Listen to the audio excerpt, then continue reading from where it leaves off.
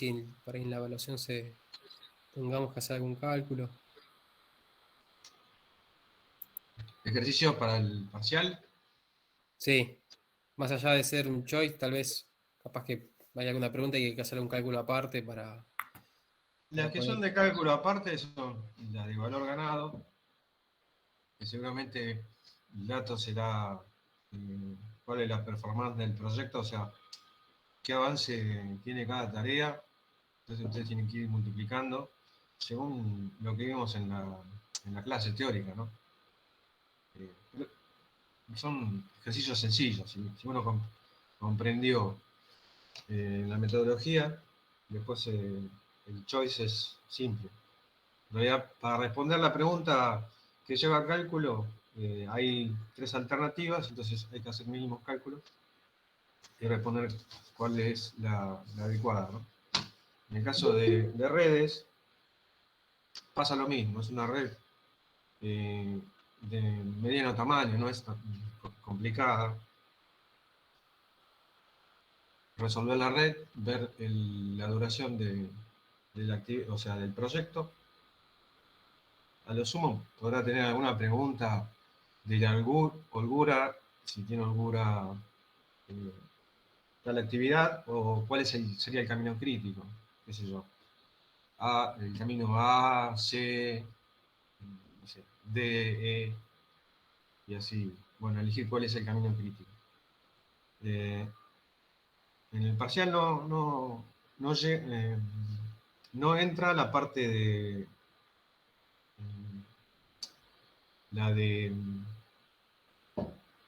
la del PERT, o sea, los cálculos de PERT, de optimista, pesimista, más probable, eh, con todas las sumatorias que habíamos hecho, eso no entra, eso va para el final, es un poco más extenso el final, un poquito más riguroso.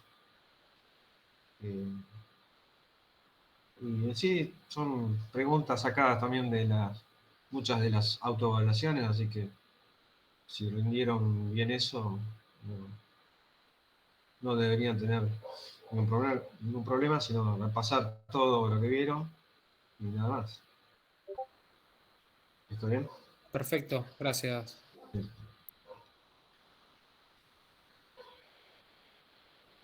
Bien. Bueno, nos faltó lo anterior acá. Bueno, gestión de recursos humanos busca hacer un uso más efectivo de las personas involucradas en los proyectos. ¿Cuáles son los procesos de gestión de recursos humanos? Es desarrollar el plan de recursos humanos, adquirir el equipo de proyecto, desarrollar el equipo de proyecto y dirigir el equipo de proyecto.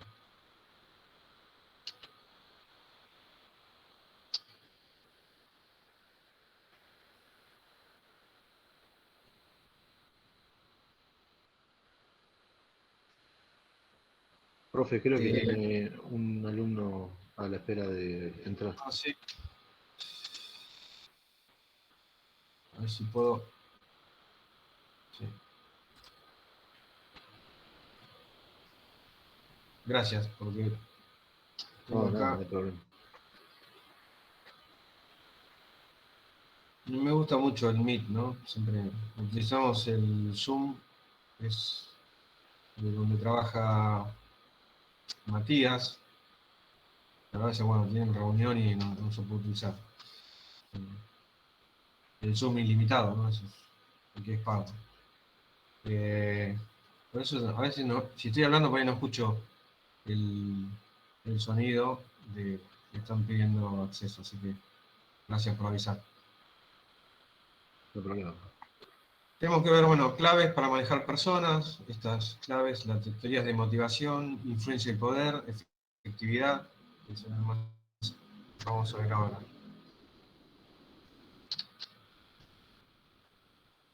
Acá salto a la 18, que es desarrollar el plan de recursos humanos. Esto no cambia nada, o sea, tienen disponible en la plataforma este PDF, gestión de los recursos humanos, como está ahí en el título, tanto este como el de adquisiciones que vamos a ver. lo pueden ver completo, pero bueno, si van anotando lo importante mientras vamos pasando, ¿no? Saber siempre en qué grupo de proceso se encuentra, ¿no? Desarrollar el plan de recursos humanos está en planificación, son preguntas típicas. Y como herramientas y técnicas son de las preguntas que hay que saberse, es, son esas, ¿no? Herramientas y técnicas. Organigramas y descripciones de cargos, creación de relaciones de trabajo, teoría de organización.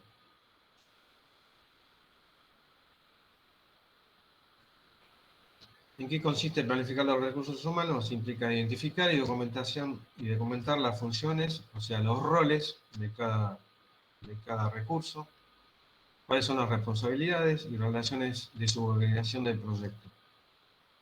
Eso se ve en las siguientes salidas, que son el organigrama del proyecto, el plan para la dirección del personal, o sea, todas las documentaciones serían para la adquisición del personal, calendario de recursos, o sea, calendario de recursos es cuáles son las necesidades en función del tiempo de los recursos, cantidades también, plan de liberación del personal, o sea, cuándo se va a liberar el personal, si es necesario la capacitación, y cuál es la política de reconocimiento y recompensa.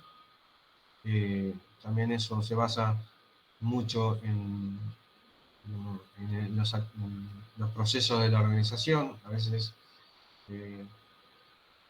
no podemos ir por detrás de lo que, digamos, la empresa o la organización toma como reconocimiento o recompensa, salvo que sea una organización por proyecto, ¿no? A veces, pero no quita que pueda haber también, ¿no? Por participar en tal proyecto, bueno, como reconocimiento o recompensa puede obtener quizás un mejor cargo o saltar a otro nivel, bueno, otro nivel de salario, quise decir. Otra de las salidas son las matrices de asignación de responsabilidades y los histogramas de recursos, que son cómo están distribuidos los recursos en intensidad y en función del tiempo. Estos son los formatos, ¿no? El tipo organizacional, o sea, el organigrama. También se llama OBS, lo pueden ver como OBS. El diagrama RAM, ¿no? Que es una matriz de asignación de responsabilidades. Y el formato texto, ¿no? Que nos dice el rol, las responsabilidades y quién es la autoridad para determinada tarea.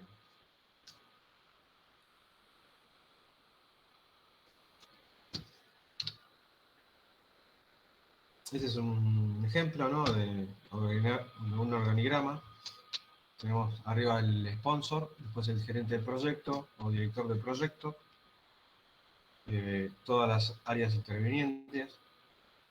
Recuerden que este es un organigrama de proyecto que no tiene nada que ver con el organigrama donde funciona el proyecto, o sea, de la organización, ¿no? No es el organigrama general. Para cada proyecto va a haber un determinado organigrama. Eso se maneja de esa manera. Como digo yo, es una mini empresa que tiene costos, tiempo, tiene calidad, recursos humanos. Por lo tanto, todos estos elementos, ¿no? Como toda estructura se desglosa, entonces acá nos da un nivel jerárquico, ¿no? Un nivel de mando, donde se separan, por ejemplo, acá estamos con el líder técnico del proyecto, tiene varias gerencias, o gerentes, o jefes, o encargado, como quieran llamarlo, para cada uno de los equipos, ¿no? Puede ser un equipo o una sola persona, ¿no? Después, las matrices de asignación de responsabilidades, RAM, ¿no? Lo van a ver como RAM, por las siglas, es una matriz que mapea los trabajos del proyecto. O sea, lo que se escribe en la ABT y las personas responsables de realizar cada tarea. Acá tenemos un ejemplo de matriz de asignación de responsabilidades, o RAM, donde tenemos las unidades de la OBS, o sea, del organigrama, ¿no? Tenemos cada una de las unidades. Unidades serían los equipos, ¿no? De cada una de las tareas, ¿no? De los paquetes. Y las actividades de la ADT. Cada una de las actividades se determinan y se les da una responsabilidad. Acá como nomenclatura tendremos unidad responsable, unidad ejecutante, ¿no? Por ejemplo, en ingeniería de sistemas, en el paquete de trabajo 1.1.1 es responsable, en el otro paquete es responsable y ejecutante, y así con diferentes paquetes de trabajo, ¿no? No necesariamente están en dos partes o no, eso depende de cada unidad, ¿no? A veces se realiza simplemente una tarea y no, ahí pidieron no, acceso. Ahí está.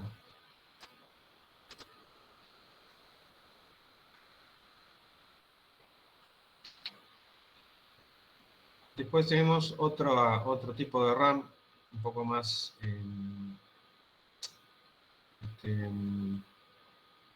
más vinculada a las personas o a los interesados. Por ejemplo, tenemos pruebas en los ítems de prueba, como ven. Ingeniería de pruebas, ven acá, que sería una unidad de la OBS. Entonces, las pruebas tienen diferentes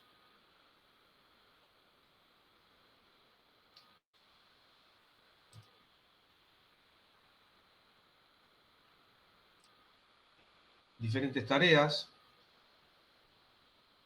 que se ven reflejadas, por ejemplo, prueba unitaria, prueba de integración, sistema, aceptación, y los interesados, ¿no? A, B, C, D, E serían los recursos, ¿no? Por ejemplo,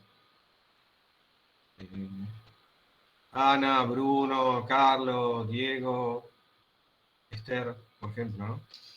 Entonces, tenemos cada una de las siglas, uno rinde cuentas, el otro participa, R es revisión requerida, o sea, o requiere revisión, entrada requerida, firma requerida. Entonces se va mapeando cada una de las tareas, de las responsabilidades de cada uno de los interesados o de algún grupo de interesados, ¿no? Que pertenecen a la OBS. ¿Me siguen? ¿Alguien tiene alguna consulta? Por Después ahora no. tenemos otro formato. No, Sí, no, clarísimo por ahora. perfecto. Otro formato muy conocido también, que es el diagrama RACI de responsabilidades. Las siglas son responsable, subordinado, consultor o consultar e informar, ¿no? Como verán acá abajo, al pie de la matriz. Las siglas están en inglés, entonces puede ser R responsable, creo que es accounter o algo así, consultan e informar. Bueno, no sé cómo es. Acá está. Está en inglés y en castellano, para que no saben inglés como yo. Y con todas las personas, ¿no?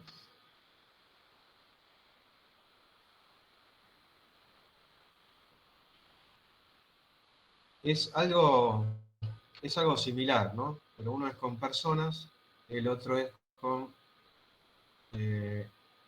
actividades de la ADT, ¿no? Actividades de la ADT y unidades estructura de glose, o sea, del organigrama, mejor dicho.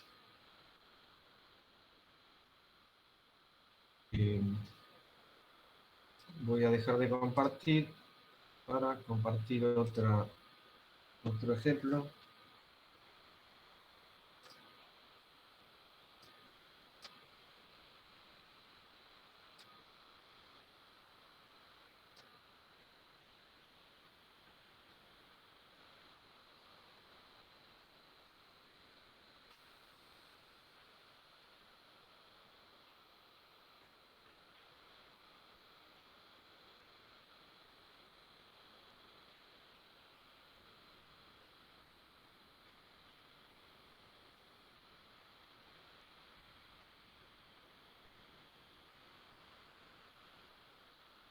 Bueno, ahí se ve el ejemplo.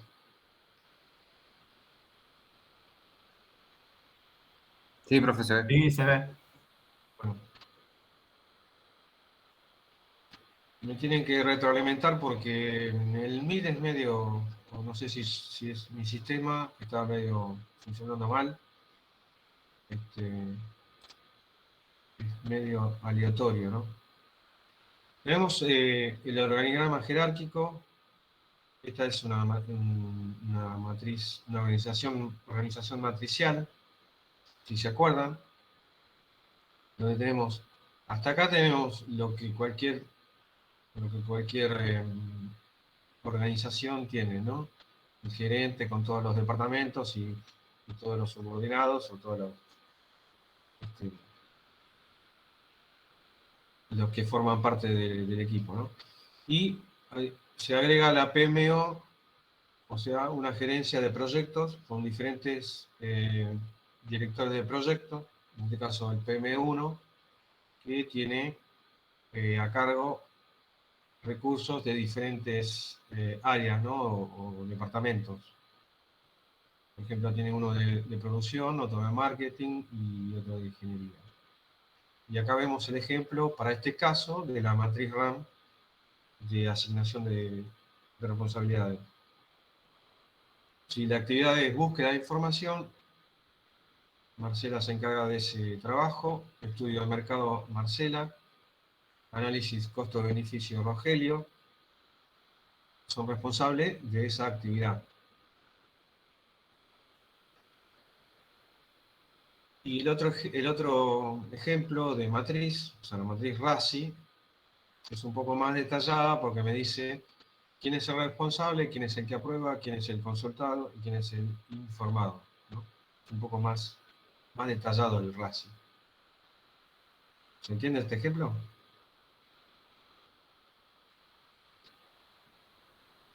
Sí, profe. Por ahora. Sí. Bueno.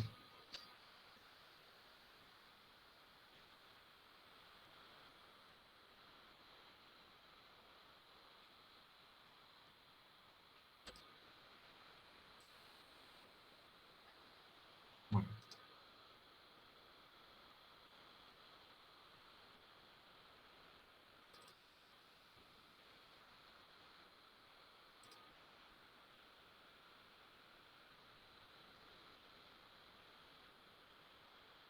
Bueno, conocer las diferentes matrices.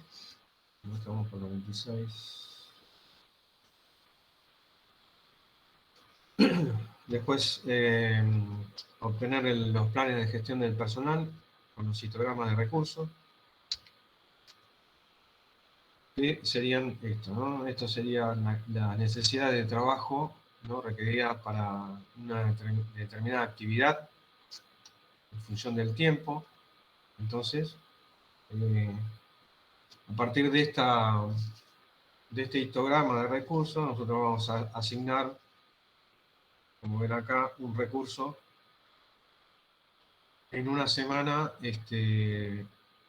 están 40, puede trabajar 40 horas, entonces necesitamos más de un recurso para cumplir con estas tareas, ¿no? Este tipo de tareas.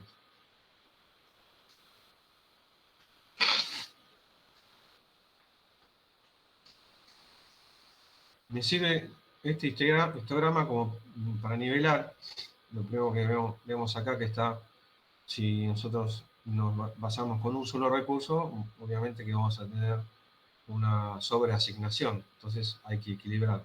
Pero bueno, en principio no se adelanta, sino que se tiene este histograma de recursos en función de las necesidades, ¿no? Después, una vez obteniendo los recursos, vemos si están asignados o sobreasignados, porque puedo tener, o subasignados, perdón. Puedo tener uno o puedo tener 5 para lo mismo, entonces me quedo con lo que necesito.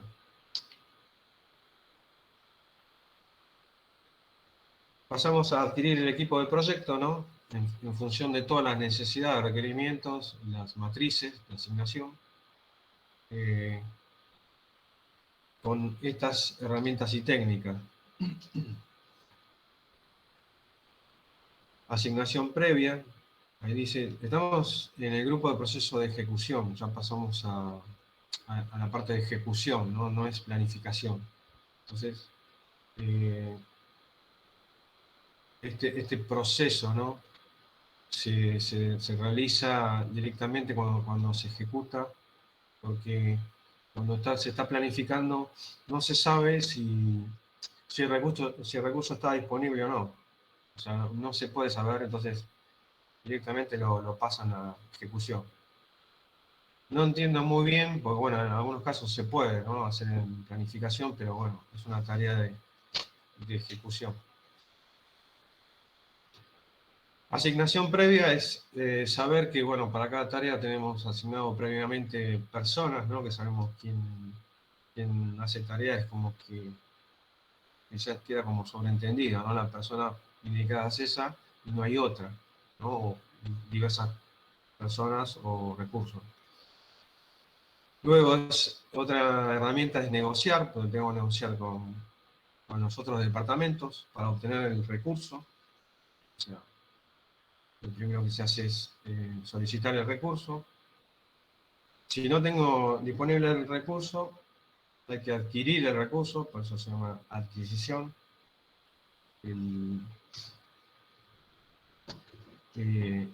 Adquisición se llama adquirir el recurso, pero pasa directamente como necesidad para al próximo,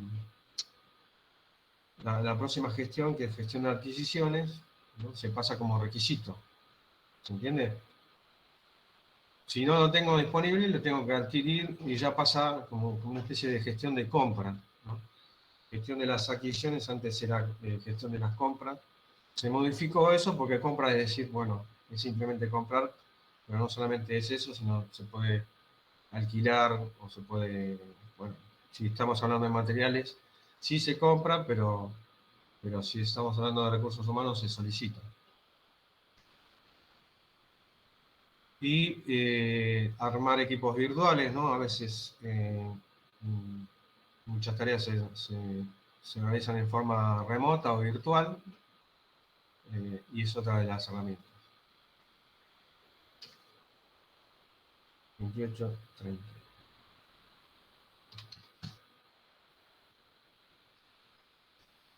Bueno, vemos, saber qué es la carga de recursos. Carga de recursos se refiere a la cantidad de recursos individuales que un proyecto exige durante periodos de tiempo específicos, ¿no? Es lo que vimos antes, que sería ese histograma de recursos. Y sobreasignación significa asignar más recursos de los disponibles. Acá vemos un ejemplo, ¿no? Una pregunta, Miguel. Sí. Uno quizás necesita algún recurso en un departamento y lo tiene que negociar, ¿verdad? ¿Qué significa negociar? ¿Darle algo a la persona que va a colaborar o que va a prestar horas de servicio para un proyecto, por ejemplo? Va a tener que usar algunas horas de trabajo que tiene asignadas para trabajar en su función, la va a tener que dar al proyecto. ¿Cómo Sí. hacemos de esas horas?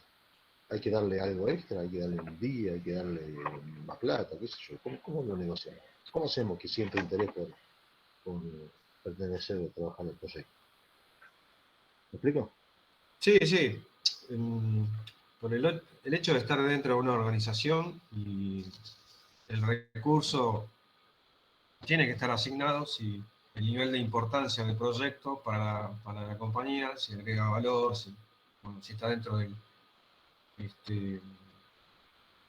si está dentro de las prioridades de la organización, ¿no? Por eso eso se va negociando. Entonces, yo como director del proyecto solicito un recurso que es de, no sé, de mantenimiento. Entonces, se lo solicita a la gerencia de proyecto. El gerente del proyecto tiene que solicitar al gerente de mantenimiento. El gerente de mantenimiento te puede decir, no, porque este recurso muy valioso. Un segundo. Le doy entrada a un alumno. Ahí está.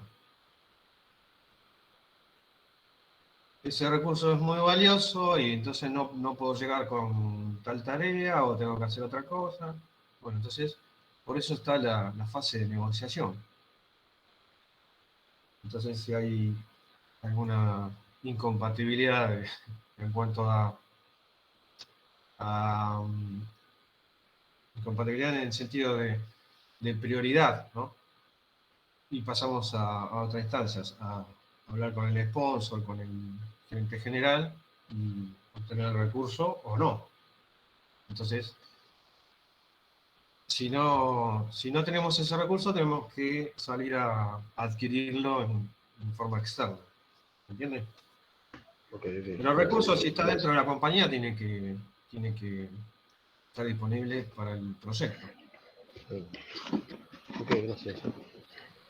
Esto hay mucha bibliografía, recursos humanos, es todo, son habilidades blandas que hay que manejarlas. Nosotros como ingenieros no tenemos tanta experiencia, sino que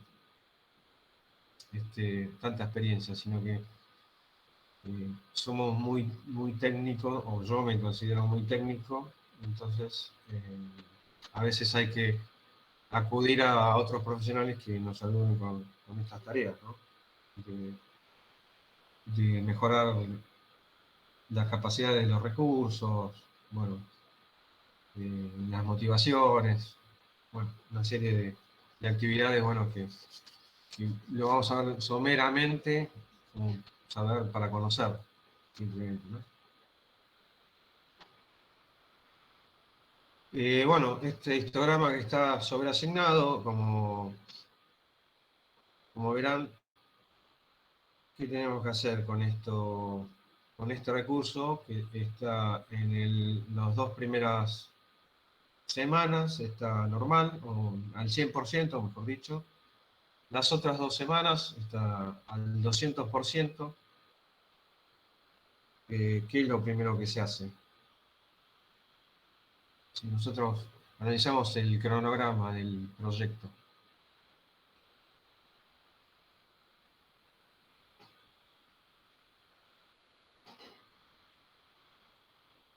porque acá hay dos caminos. Obtengo otro recurso, aparte de este Franklin, me consigo otro externo o interno para estas 2 semanas y después voy a tener que necesitar para todas las restantes semanas, hasta la anteúltima, 3 recursos. Y el otro camino es la duración del proyecto o de la tarea esta, extenderla. O sea, hacerla de durar todas estas semanas, van a durar prácticamente más del doble, ¿no? Entonces tengo que ver cómo le pega el cronograma, si realmente si es parte del camino crítico, no lo puedo hacer. Se va a demorar el proyecto. Si no, tengo que comprar. ¿Se entiende? Entonces hay que hacer todas estas tareas dentro de la gestión de los recursos humanos.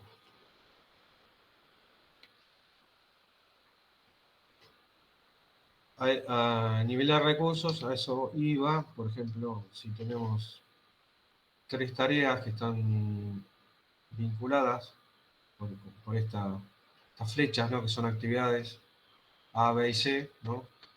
A tiene 2 días, B 5 días y C 3 días.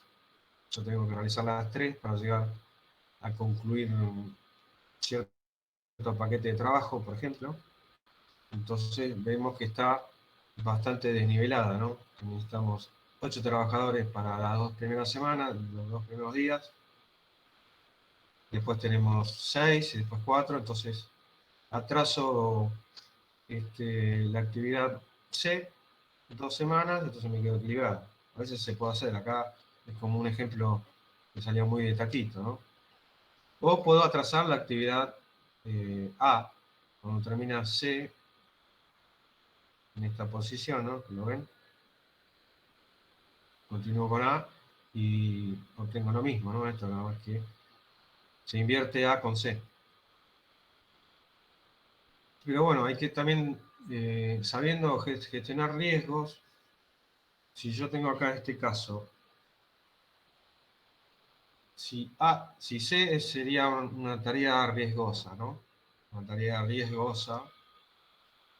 Nosotros estaríamos acá muy justos con los 5 días. Entonces, si C está en una de las últimas tareas del paquete, si es riesgosa, se demora, entonces me atrasa todo el paquete. Entonces, conviene que las actividades riesgosas se realicen al inicio, ¿no? Siempre al inicio la riesgosa, como para sacarme encima el riesgo y poder tener una chance, ¿no? de poder llegar en tiempo y forma. ¿Se entendió eso? Sí, profe. Son ciertas cositas o, bueno, algunos tips que hay que utilizar en gestión de proyectos y que son importantes, ¿no? Si no, estamos propensos a la demora. Luego, en desarrollar el equipo de proyecto, pertenece al grupo de ejecución también.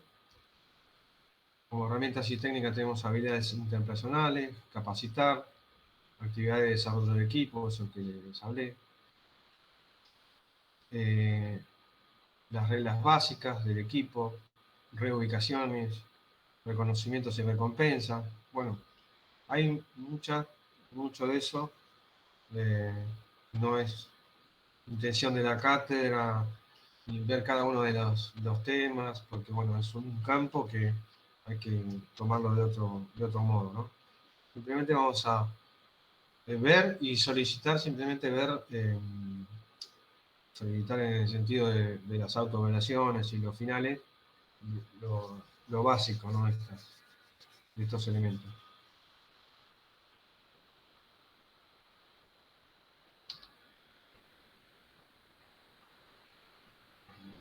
Que desarrollar el equipo de proyectos es mejorar las competencias e interacciones de los miembros del equipo y ayudar a mejorar el rendimiento del proyecto. Bueno, esto lo leen, se fijan cómo es.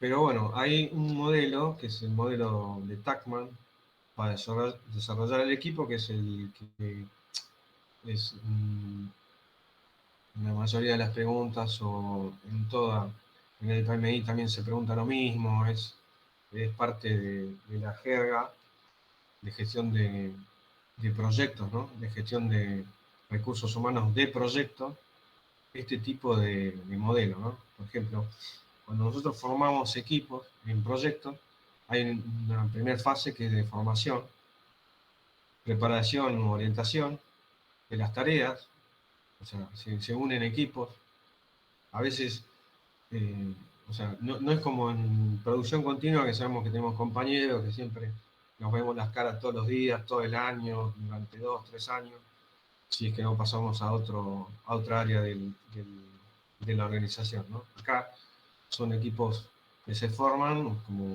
como todo proyecto tiene una duración determinada, y más aún actividades determinadas, ¿no? Que también tienen una corta duración, que puede ser por ahí de una semana o de un mes. Entonces hay etapa de formación, donde el equipo tiene una cierta, tiene un cierto desempeño. Después, cuando pasamos a la otra fase, que es turbulencia o confrontación, ¿no? Donde se confrontan los diferentes puntos de vista de los involucrados. Entonces, como que el rendimiento del equipo decae, ¿no? En esta fase, para luego llegar a una normalización. Por supuesto que esto, sin una gestión, esta turbulencia es difícil salir de la turbulencia, sino que tiene que estar presente el director de proyecto, todo el equipo de proyecto, para que esas ideas y todas esas confrontaciones, ¿no? Surjan, bueno, surja una normalización, como es el paso 3 de la diferencia, ¿no?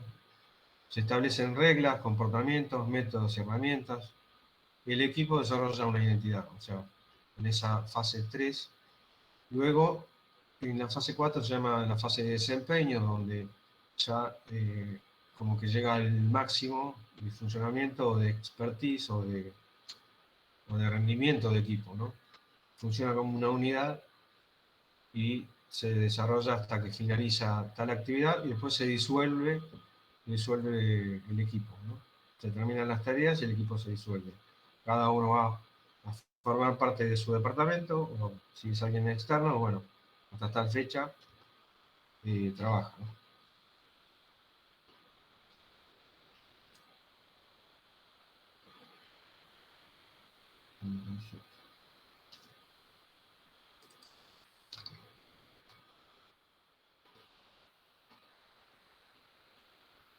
Bueno, después el otro proceso es dirigir el equipo proyecto. También estamos en ejecución.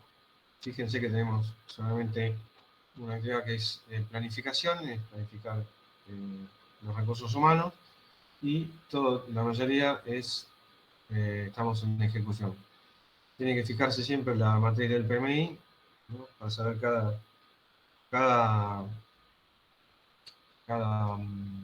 proceso, en qué fase o qué grupo de proceso está ese proceso, ¿no? O en qué fase está, ¿no?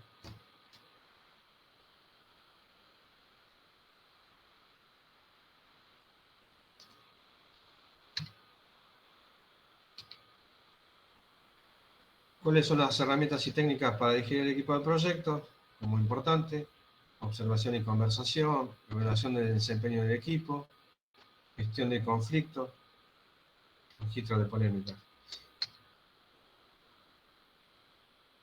Algunos consejos sobre equipos. Bueno, esto tiene que leer: ser paciente y amable con el equipo, arreglar problemas en lugar de culpar a la gente, establecer reuniones regulares, dar tiempo para que el equipo pase a etapas básicas de creación de equipos.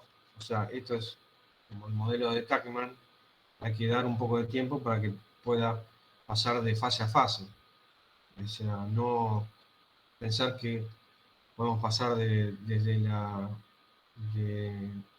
directamente de cuando se unen los equipos a llegar a la máxima, o sea que sería a la performance, sin saber que hay fases intermedias, ¿no? De turbulencia, de normalización.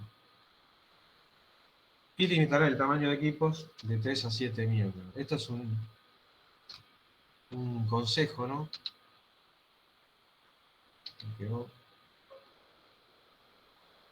Acá dice bien, es un consejo, así que no es una regla. Otro punto importante es ver las disfunciones, cuáles son las disfunciones de un equipo, según Patrick Lencioni, que son falta de confianza, miedo a los conflictos, falta de compromiso, falta de responsabilidad, desatención a los resultados. Cuando se habla de disfunción en equipo, bueno, ustedes tienen que mencionar a este autor, que sería uno de los más reconocidos para gestionar proyectos, ¿no? De recursos humanos no hay más que esto. Léanse toda la presentación, más los videos. Con eso perfectamente alcanza como para tomar los conocimientos que nosotros exigimos, ¿no? Creo que la semana que viene no hay clase porque hay fecha de final, ¿no? Sí, hay fecha de final. Sí, fecha final y creo que hay una fecha de autoevaluación o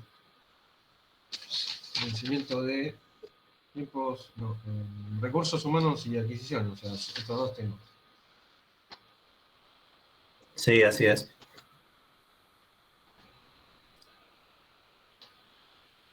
Bueno, vamos a pasar a ver lo importante en adquisiciones.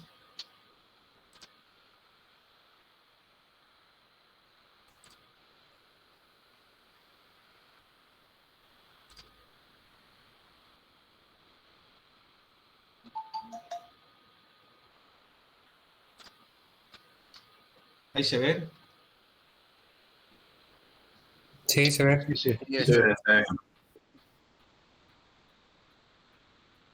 Gestión de las adquisiciones del proyecto, como dije antes, para el PMI era gestión de compras, ¿no? Gestión de compras. Lo cambiaron a adquisiciones porque, como les dije, comprar no está dentro de... no puedo comprar a otro recurso que está en otro departamento, comprar personas, o sea, es como que suena mal y tampoco está el término de alquilar. O sea, adquirir es obtenerlo, o sea, involucra todo, ¿no? Obtención de bienes y servicios para un determinado fin, las adquisiciones y los contratos involucrados. Cuando hablamos de adquisiciones son contratos, ¿no? El PMI, toda esta metodología y el estándar, ¿no? Se basa y es muy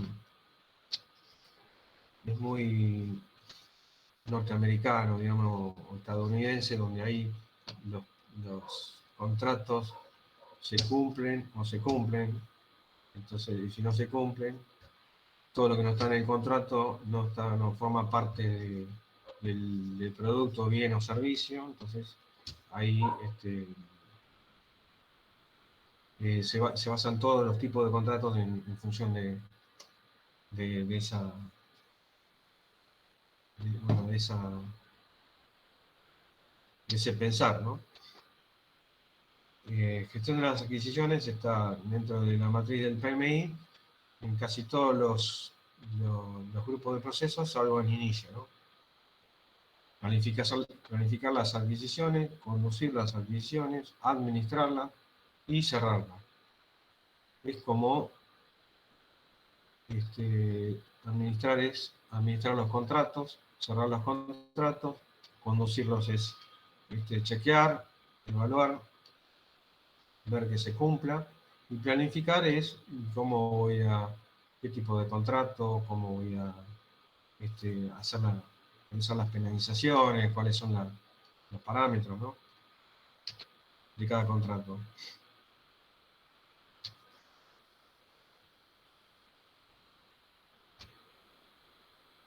Las entradas para planificar las adquisiciones son básicamente la línea base del alcance, o sea, todo lo que, como dije, como es algo, lo que no está en el alcance no está en el proyecto y lo que no está en el contrato, obviamente si no está en el contrato no se hace, por lo tanto, algo que no forma parte de ese contrato y es necesario, no va a estar dentro de la ADT, o se va a perder.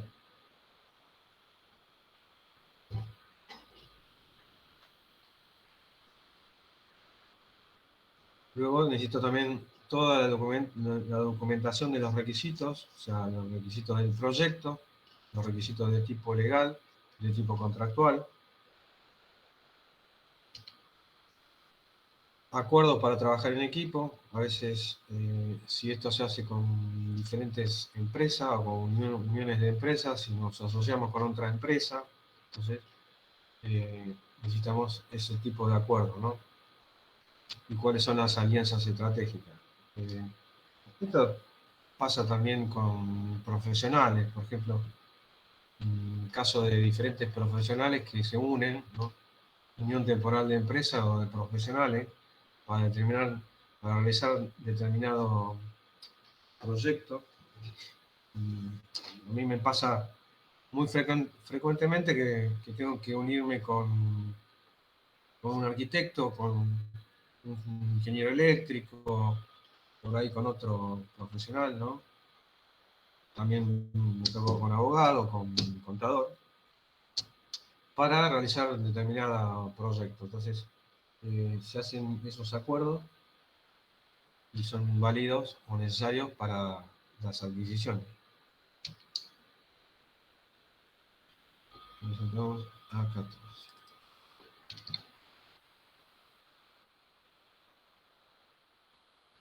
Las herramientas y técnicas para planificar las adquisiciones son el análisis de hacer o comprar. O sea, en esta instancia de adquisiciones se analiza ahí si se hace o se compra. Eso es por comparación de costos, o sea, cuánto me sale hacer o comprar.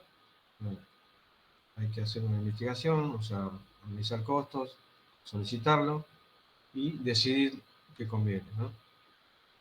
También ver los riesgos, analizar los riesgos de estos desarrollos, si lo hacemos nosotros, algo vimos en gestión de riesgos, ¿se acuerdan?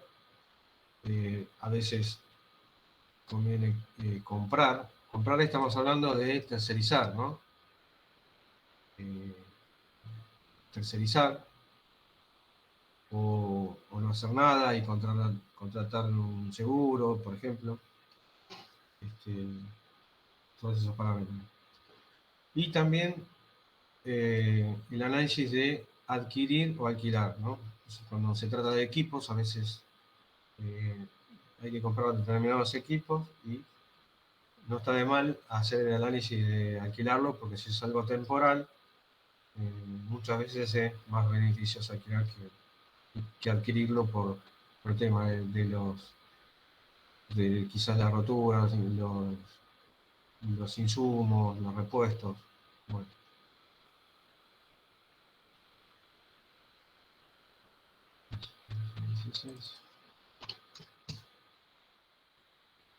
Lo más importante en adquisiciones es saber los tipos de contratos, saber que hay estos tres más importantes: contratos de precio fijo, costos reembolsables y tiempo y materiales.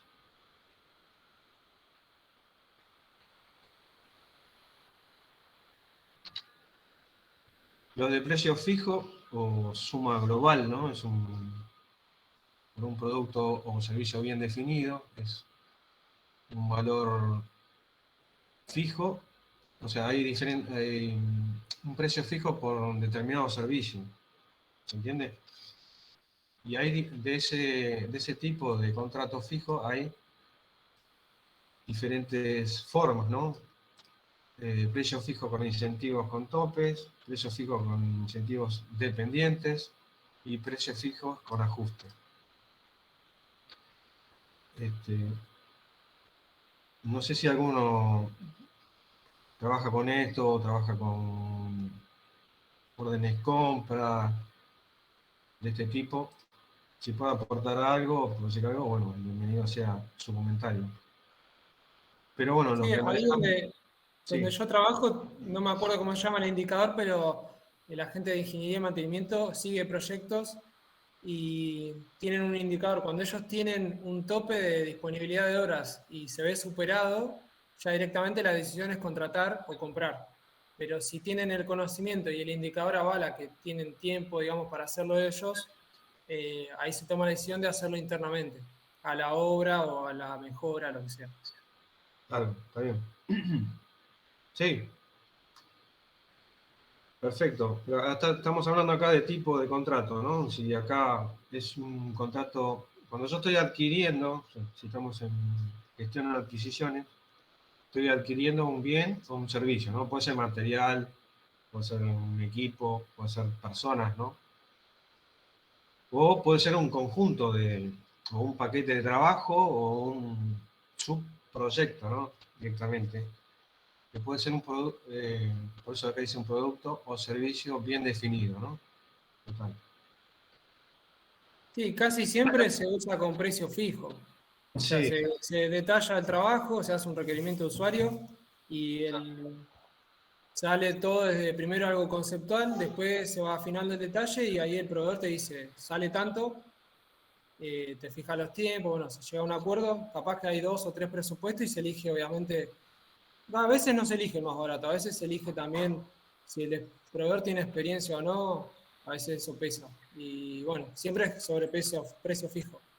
claro, claro. Sí, sí, hay muchas técnicas, o sea, hay lo que se llama activos de los procesos de organización, formas de contratación, o sea, como bien decís, en las órdenes de compra se determina, bueno, necesitamos mínimo tres proveedores que coticen, bueno, evaluar si tuvieron experiencia, si están en el mercado, a veces hay proveedores que ya están precalificados y directamente se elige si está precalificado y tiene el menor costo, obviamente que se elige eso.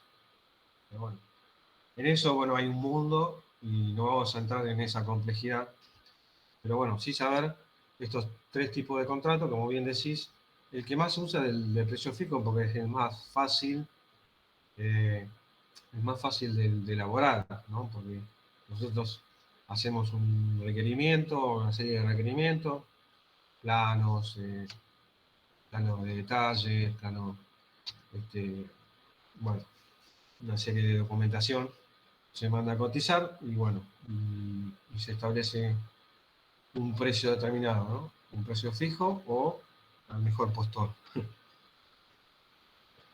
Pero bueno, ahí también hay incentivos, ¿no? Cumplimiento o superación de algún objetivo, porque a veces si el precio fijo hace que se entre en que el proveedor no tenga tanta importancia o tanta necesidad de finalizar en el tiempo determinado. Entonces hay algún tipo de incentivo o también puede ser un castigo, ¿no? Este, por día ganado, o por semana, o por mes ganado, y otro es un valor determinado, ¿no? Después, también hay precios fijos con ajuste. Si estamos hablando de tareas, por ejemplo, que perduran en el tiempo, o sea, de larga duración, estamos hablando de 5 años, a precio fijo, si vos sos un proveedor, no vas a... Es muy arriesgado tomar un valor a precio fijo, ¿no? Salvo que digas, bueno, también está en dólares, qué sé yo, pero también se puede ganar y perder. Entonces está la componente de riesgo que alguien se tiene que hacer cargo de ese riesgo, ¿no? Del desfasaje por inflación o por un tipo de moneda, ¿no? Que es lo mismo. Se usa también este ajuste del índice de mano de obra, ¿no? Yo que estoy en construcción, el índice de precio de la construcción, de la mano de obra, de mes a mes se va actualizando la mano de obra en función del porcentaje de aumento de ese mes. Eso lo desarrollo constantemente. También pasa con otro tipo de gremio, puede ser no sé, metalúrgico, el ESMATA, bueno, el que se les ocurra, ¿no? El gremio de la madera, cualquiera. Pero, y también con materiales que pueden ser qué sé yo, el precio del acero, el precio, un indicador que sea representativo para ese tipo de servicio o bien, ¿se entiende? El cemento, el hormigón, eh, pasa también construcciones industriales, el metro cuadrado de la chapa, por eso son indicadores muy representativos, ¿no? De ese rubro.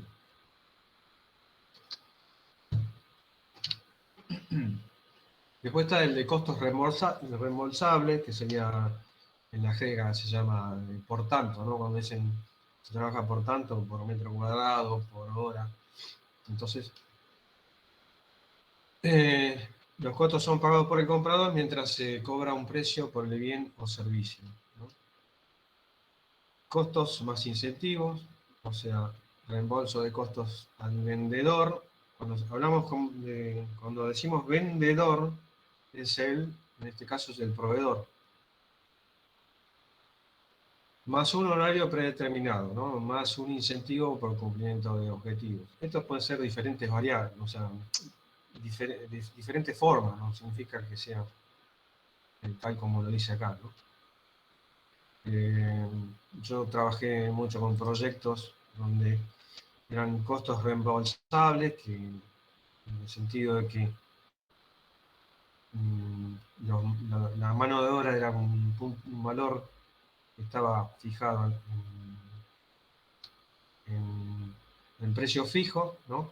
Con ajuste, este valor, con ajuste de la mano de obra, y todos los materiales eran por costo reembolsable, o sea que durante todo el desarrollo del proyecto se hace la sumatoria de materiales y después se reembolsan esos valores. Después están costos más premios fijos, honorarios fijos, costos más porcentaje del costo. Esto también, cuando se trata de honorarios, ¿no? Honorarios por proyecto, es útil en época inflacionaria y de larga duración utilizar este tipo, ¿no? En un proyecto determinado me salvé porque utilicé este valor, ¿no? Que sería costo más porcentaje del costo. Entonces, si había un aumento en el proyecto, mi honorario automáticamente aumentaba en un porcentaje, ¿no? Después estás por administración y costos por distribución de riesgo. Administración es administrar directamente todo el proyecto, como dar la administración a un determinado ente o proveedor, lo administra, y el costo con distribución del riesgo es que quien asume el riesgo de que si resulta mal diferentes parámetros o algo que se escape de digamos, de lo normal, ¿no? Entonces, ¿quién asume el riesgo?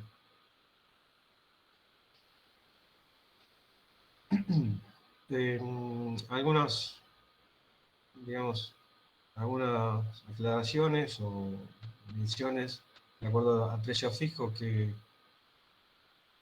como dije anteriormente, en función de lo que fuera el alumno, es un menor trabajo para el comprador, ¿no? Para nosotros que estamos desarrollando el proyecto, ¿no? Estamos gestionando el proyecto. El proveedor tiene mayor incentivo de controlar los costos, ¿no? Es una de las características. Esto pueden ser algunas preguntas de examen. Entonces, importante saber quién asume el riesgo o para quién está, digamos, la atención o del costo o del tiempo, a quién recae, ¿no? El precio fijo, el proveedor tiene mayor incentivo en controlar los costos, obviamente que va a tratar de disminuirlos, a diferencia del costo reembolsable, que no va a tener interés, o sea, todo lo contrario. Las compañías tienen mayor experiencia en este tipo de contratos, se conoce el precio final. O sea, las compañías, en realidad las compañías proveedoras, porque tienen que analizar todo el bien o servicio al mínimo detalle para no errarle al precio fijo. Eso está claro, ¿no? Por ejemplo, en el Estado, ¿no? Me tocó en proyectos, parte del Estado, ¿no? En la provincia, se lanza licitación, un mínimo proyecto, esta cosa son unidades dentro de hospitales. Entonces, se desarrolla el proyecto, se enumeran así someramente los metros cuadrados, la forma, el tipo, y después se manda a cotizar o a licitar, Entonces, ahí el proveedor tiene que hacer todo el trabajo de conocer, o de estudiar punto por punto cada elemento. Entonces, le lleva más trabajo al proveedor. El proveedor no puede completar parte del trabajo si comienza a perder. Estos son, digamos, los riesgos. Porque a veces, con el afán de ganar el proyecto, pasan un precio muy bajo, porque está mal estudiado, pasan un precio muy bajo. Entonces, cuando empiezan a perder parte del trabajo, cuando empiezan a perder, ¿no? Es difícil que completen el trabajo, se empiezan esos problemas, ¿no? O sea, ese precio fijo debe ser realista, si no es imposible que se llegue, ¿no?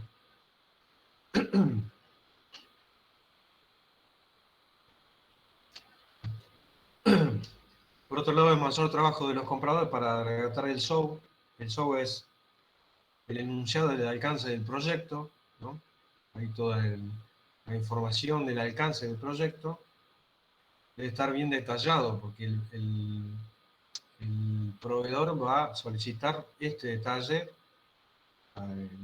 Entonces hay que proveérselo y detallárselo, si no caemos en el riesgo de no cumplimiento, ¿no? Bueno, y el contrato por costos o por reembolso de costos es el enunciado simple. ¿Esto aparte se va entendiendo? Es fácil de redactar el enunciado, es simplemente hacer tal tarea, después si lo que cueste, cueste, y bueno, se paga. Normalmente se requiere menos trabajo redactar el alcance que un precio fijo. Puede llevar a obtener un menor costo que un precio fijo porque el vendedor no carga su riesgo, ¿no? Porque acá, como está en función del costo que lleve, entonces el proveedor no tiene prácticamente riesgo, porque el riesgo se lo lleva se lo lleva el comprador, en este caso la compañía o la organización que solicita, ¿no? Requiere auditar las facturas del proveedor, ese es un trabajo, esto tiene unas contras, ¿no? Tenemos que auditar todas las facturas, ver si están acorde cada una de las compras, requiere mayor administración del comprador, ¿no? Y el proveedor no tiene motivación en cuidar los costos, o sea, hay despilfarro de material, de tiempo, es lo contrario a precio fijo.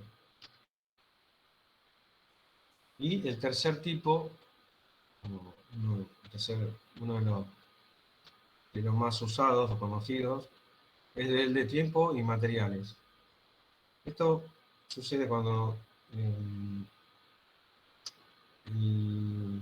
para contratos rápidos, o sea, cuando acá lo dice, ¿no? Cuando se contratan recursos, personas para aumentar el staff. A veces somos 12 personas, necesitamos 2 recursos más, entonces se hace por tiempo y materiales, ¿no? El tiempo de algún profesional o de algún técnico o de cualquier recurso, y materiales, pues bueno, se requiere, pero es solo para algo chico, ¿no? Es de duración corta, si no estamos perdiendo pero muchísimo, ¿no?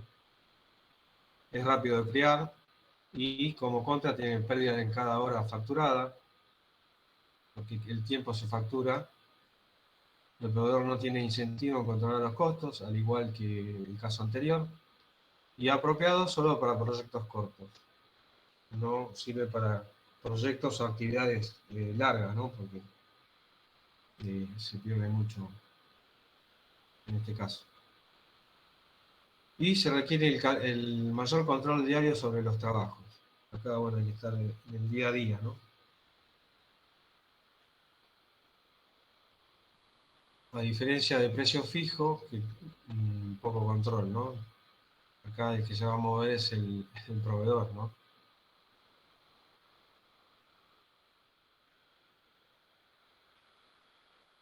Consulta sobre estos 3 tipos de contratos. Por ahora no, profe. Tenemos No, de mi estos parte. No, está bien. precios fijos, costos reembolsables y tiempo y materiales. Hay que saber quiénes tienen el riesgo. A ver.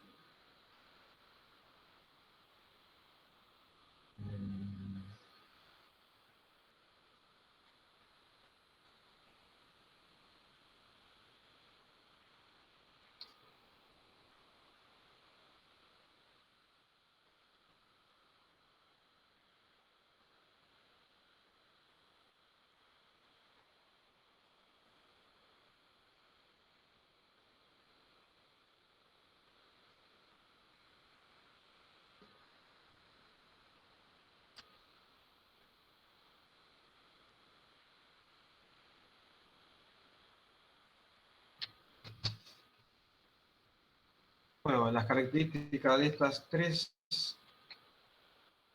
Importante saber estos cuadros, ¿no? Tienen menor incentivo o mayor. Preguntas de ese tipo, así que no requieren mucho análisis. Bueno, con eso es lo... Por hoy os paso esos tips para estudiar y para analizar. Y si alguno tiene una consulta,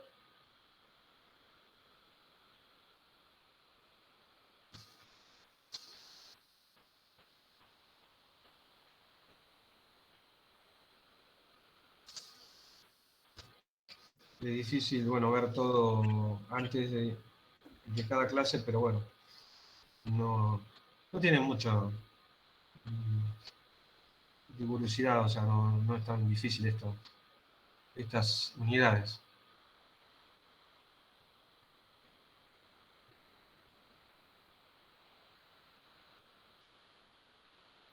Dejo de compartir.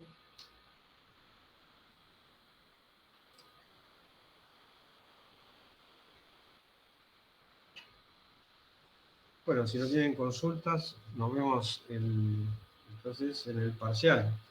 Creo que es un parcial, no. No, la próxima es fecha final. Después está otra clase de consulta que lo va a dar Martín.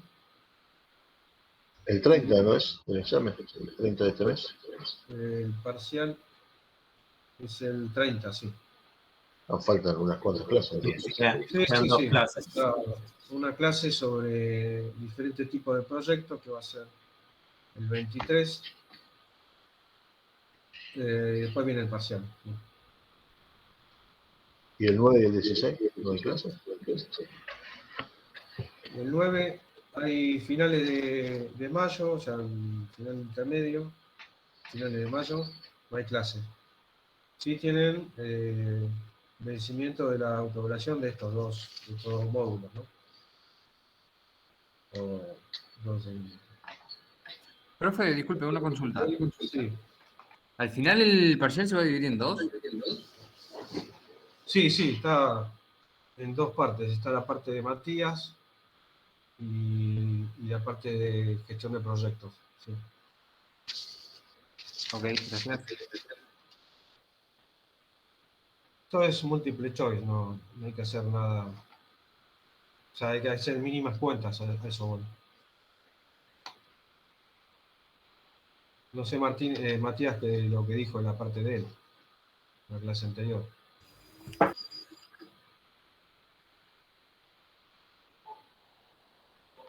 Sí, dijo más o menos lo mismo, que iba a ser tipo multiple choice y que en ciertos casos va a haber algún tipo de situación, pero va a ser múltiple choice. O sea, con algunos cálculos mínimos, pero sí múltiple choice.